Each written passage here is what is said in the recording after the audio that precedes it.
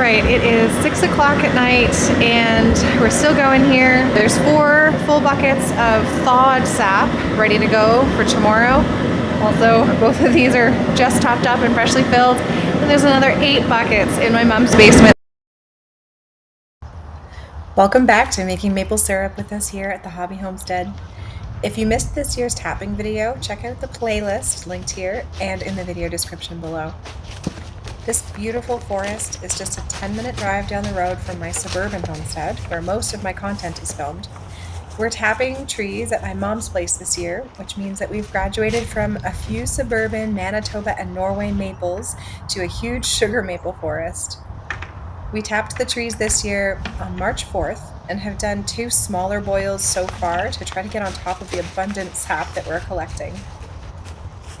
It has been a really good year for sap flow. And after a couple of years of these warm winters, drought, leading to minimal sap flow or short windows of sap flow, this year has been great. This year has also been the latest that we've collected sap in probably 10 years of doing this. The weather's weird, and you just have to watch it closely to know when to tap your trees for sap. You need days above freezing and nights below freezing, and then sunny days produce the most sap. Over the next couple of days, I'm boiling down about 16 5-gallon pails of sap. That's about 300 liters or 80 gallons if you're in the US, and I'm doing this on propane burners. Lots of people use wood fires, but we don't have an appropriate wood-fired evaporator, and you can see the last video in our maple tapping playlist to see what I'm talking about. We also don't have a supply of dry wood that we need to burn through. Propane is pretty cheap thanks to my Costco membership, especially with the super efficient turkey fryers that we have.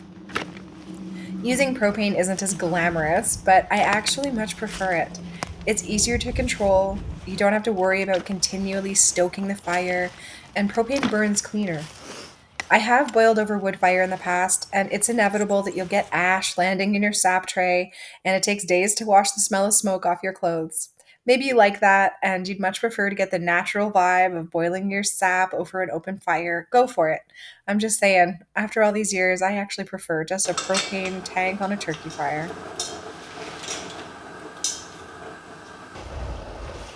We got a new propane burner because the other one wasn't working this morning, and then we got it working, so now we have 2. Just doing a leak test with some soapy water. If it bubbles up, that means that there's a leak in one of the fittings. There's no bubbles, so we're good to go. So this burner here was kind of a cheap burner. It was $100, and surprising that that is considered cheap, but it is. It had mixed reviews. The reviews were that it works great to get something up to a boil quickly. It's 88,000 BTUs. The bad reviews were that the holes are not aligned properly to attach the gas input into the frame. So luckily my mom had a metal file on hand and was able to find it, and we just filed the holes in this. The metal drill bit wasn't working, so filed the holes bigger so we could fit this clasp thing onto the frame. And there's no leaks, so I think we're good to go.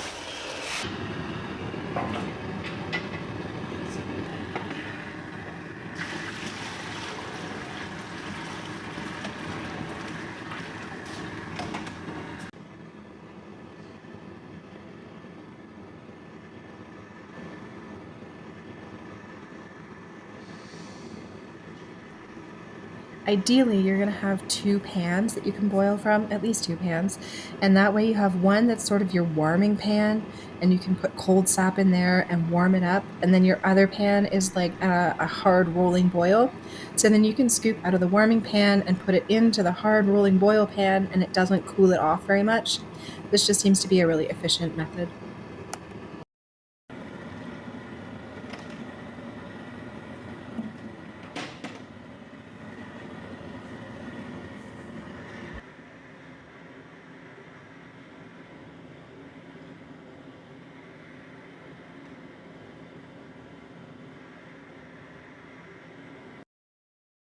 Really cold out today. It was a high of 5 degrees Celsius this morning, and it's just going down in temperature. It's supposed to be freezing, 0 degrees Celsius by I think like 6 o'clock tonight, and then freezing rain.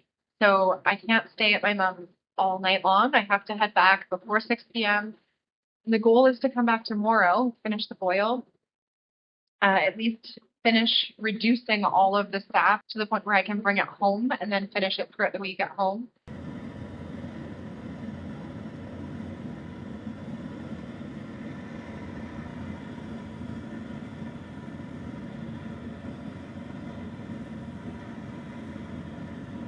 We have still 8 or 9 buckets that haven't even gone in overheat yet. Some of them still have ice in them. I do recommend taking, if you have frozen your sap in advance of boiling because you needed to save it up for a big boil day or whatever the reason, get it out of a freezer at least 2 days prior. 3 days is probably best. Our sap buckets have been sitting in my mom's warmish house for 2 days and there's still tons of ice in them. When I would freeze in the juice jugs, like 2-liter plastic jugs with the tiny spout on top, you have to get those totally defrosted because you can't get the ice out of them. There's a bottleneck. It won't come out. So definitely plan ahead if you're going to be pulling your sap that you've saved out of a freezer to have a big boil day. Plan well ahead to make sure that that sap is thawed, but not so thawed that it's been sitting there in a warm house for a couple of days because then it also can spoil.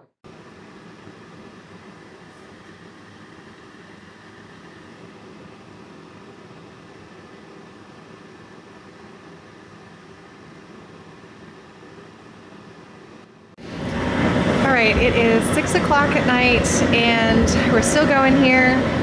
Only got 4? 1, 2, 3. Yeah, there's 4 full buckets of thawed sap ready to go for tomorrow.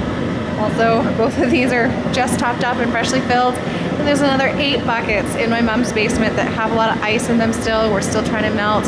So we still have another 12. I'm gonna pack it in because I haven't seen my family all day.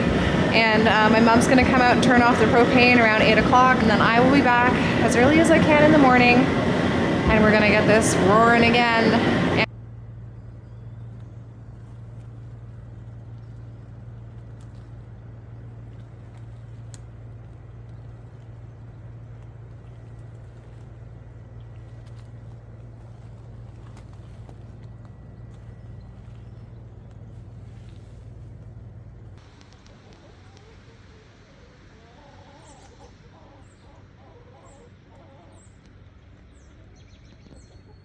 Back for day 2. Another rainy day, but at least it's above freezing today. And we fired up the sap again. I still have 5 full 5-gallon pails right here behind me that are ready to go in. And then in my mom's basement, there's still ice. I'm going to guess 2 full buckets of sap that's going to come from all the scrap ice that are still in the basement.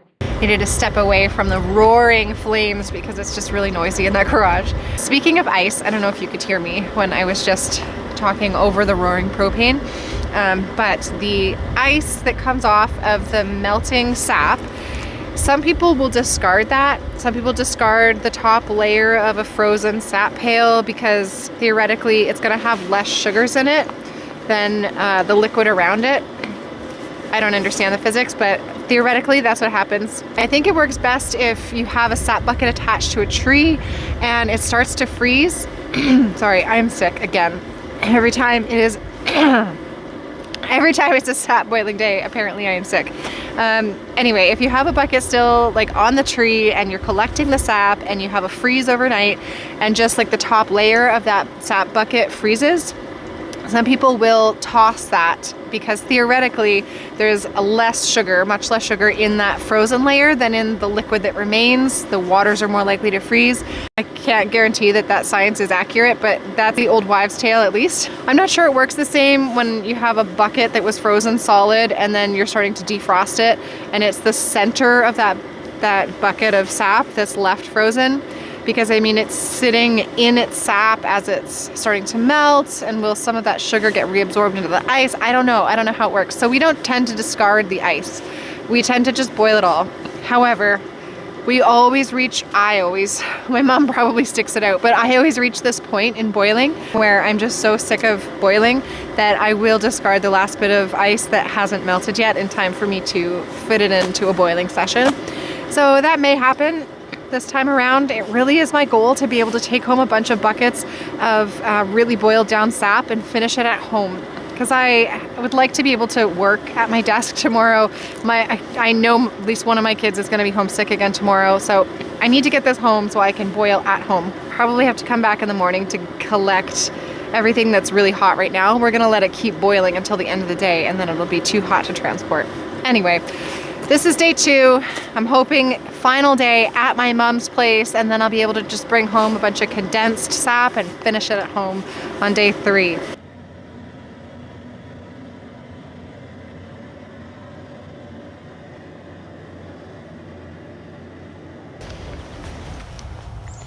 If you're subscribed to my channel for food growing content, then this little clip is for you. The nice thing about sap boiling is that there's a lot of downtime, as long as you regularly check on the boil and keep it topped up. So right now I'm taking a little break to transplant some peas into one of my mom's gardens. I'm going to test how tough pea transplants are. If you recall from one of my earlier videos this spring, I started peas inside in this big wooden tray and transplanted them out. I always start my peas inside and transplant them out to give them a head start. They're extremely cold hardy when they're young little seedlings.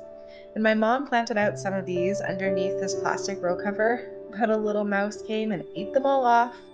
She's got a lot of mice out here. She's in the country. The house has a bit of a mouse problem that she's battling, and apparently so does the garden. But today, she witnessed a stray cat catch a mouse that was heading underneath this plastic row cover. So now she's wondering if she can beat the mice. There's already a cat who knows that they're living here. And so the peas that are left in the tray that she didn't get around to planting, they really need to get out in the garden. They're so tall. They're not going to continue to thrive in that shallow tray inside her house. So I decided I would just throw them in the ground here and see how they do. Because they're so big already and the roots are so large and intertwined, I didn't want to tease them apart like individual plants that I would normally do at home.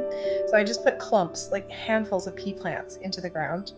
We're going to cover them up with some plastic because we do still have some cold nights coming up this week. It's going down to -5 degrees Celsius. I guess that's not too bad. We do get a lot colder nights than that in our springs. My peas at home survived -10 degrees Celsius the other night, so they are hardy. But we're going to cover it with plastic just to be safe. And then as soon as it's warm enough to remove the plastic, she's probably going to do just a chicken wire trellis behind these pea plants for them to climb up.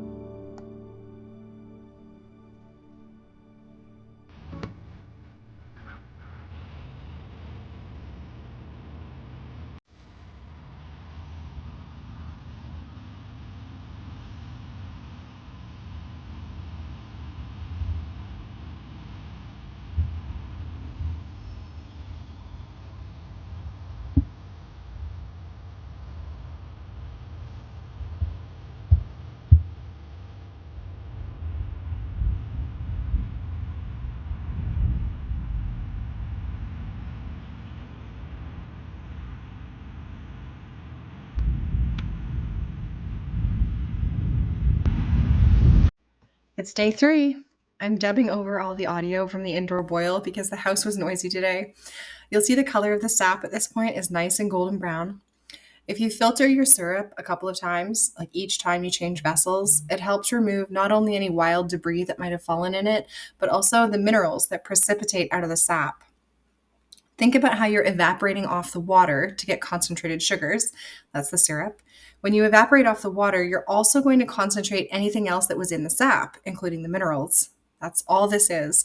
This mineral sediment is also called niter, maple sand, or sugar sand. If you don't filter, you end up with a thin layer of sandy looking stuff on the bottom of your jars of syrup. It won't hurt you. It's mostly just calcium and magnesium.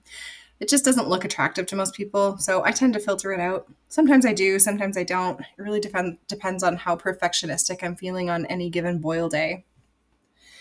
To finish your syrup, you need to bring the temperature up to 219 degrees Fahrenheit or 104 degrees Celsius.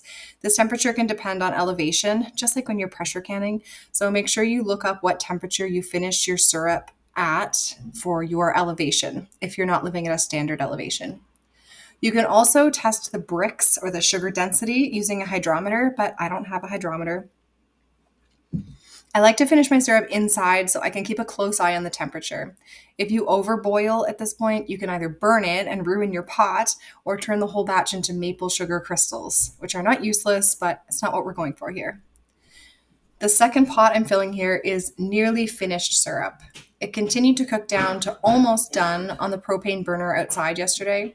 The taller pot is the other pot that we boiled all weekend outside. I just kept adding sap to it as it condensed. I have two thermometers, and it turns out that they are not calibrated.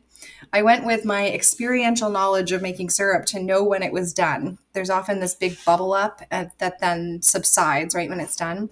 That told me which thermometer I could trust, and it's the glass one. Once it comes to the right temperature, I remove it from heat and let it cool for just 10 minutes or so. I've heard that jarring boiling hot syrup can cause more niter or minerals to precipitate inside the jars.